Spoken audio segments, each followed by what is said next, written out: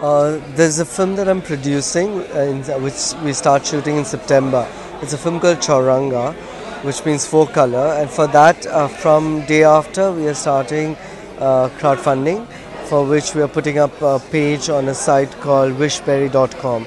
And this I'm trying after I am in a more organized manner through a platform to help out, because there's so much that you have to do that sometimes it's difficult just as a solo person to be handling everything. So doing it with a site, but at the same time being aware that a lot of it has to be driven through one's own Facebook and Twitter pages. So yes, for me, IIM was never meant to be the only one-off kind of a thing that I'm doing. I feel that crowdfunding can be an extremely important way for independent filmmaking, and I want to. I mean, for me, it gives me freedom as a filmmaker, and it's very, very precious. And I'm going to see how I can use it.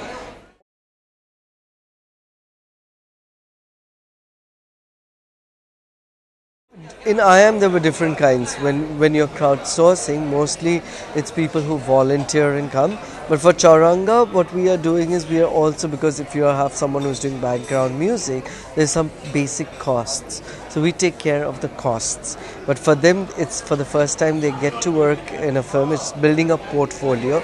So it works both ways. You get people with talent who have never had the opportunity, so you give them opportunity and they give you their talent.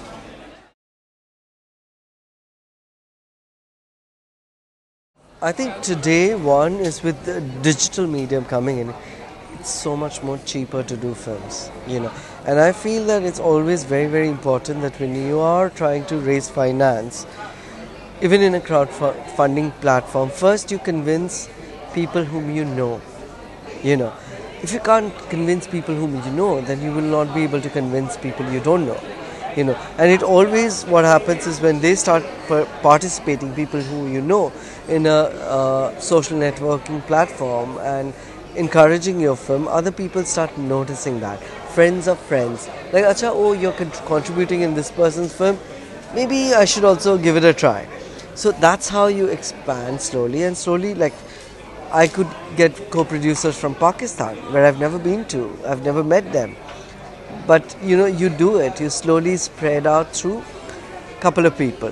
That's how it begins.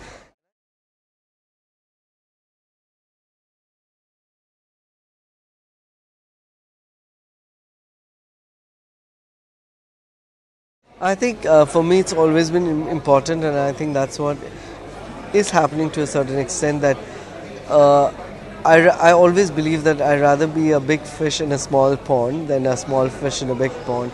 So it's important for me to have a tiny identity, but my own identity, than just be like any other filmmaker. So I think I have a small identity of my own. I have people who like to watch my films, who wait for my films, and who are willing to go out of the way to support the kind of films I make.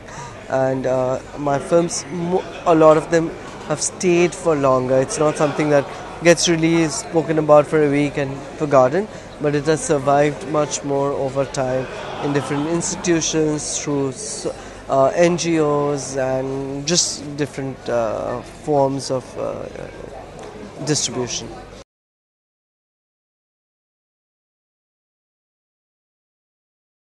It was the first story that I did was on child abuse, but it is a film which has four different themes.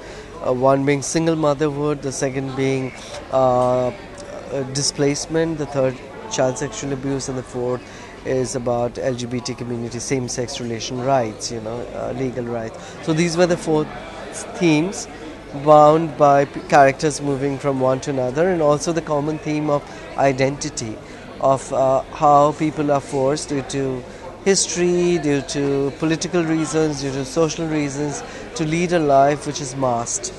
And this film is asking for dialogue and to let people live life where they don't have to wear their masks every single day of their lives.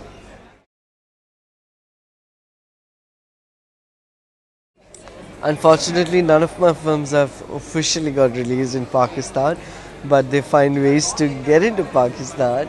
And that's one country where I'm absolutely not angry that it gets pirated. I'm extremely happy that it gets pirated so that people who like my films in Pakistan can get to see my films.